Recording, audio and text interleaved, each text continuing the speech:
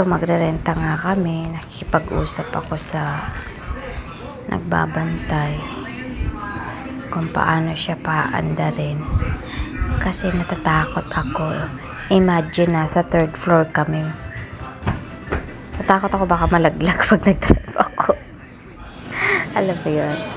Pero in fairness, habang tumatagal naman, na natutunan ko na siya kung paano patakbuhin.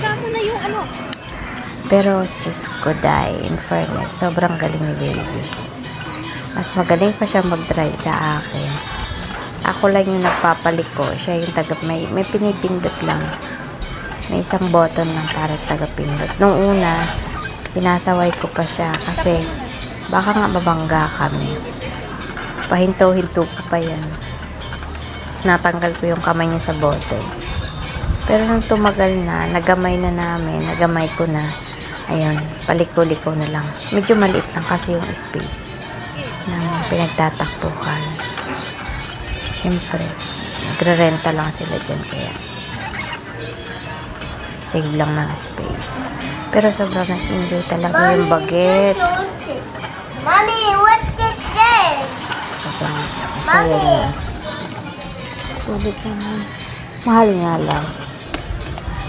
Pero ayos lang. Mommy, what is this? May isa pa akong token para dyan. Pag bumalik naman kami. Madaming balik pa kami doon sa doktor ng mata ni Mami. Kalabas-labas dila pa. Sobrang happy niya. Mommy, tingin. Makita ko lang siyang masaya. Masaya na rin ako. Siyempre, hindi naman laging ganito. Minsan lang makapunta sa mall, kaya yun. Pinagbigyan na natin. Paikot-ikot lang.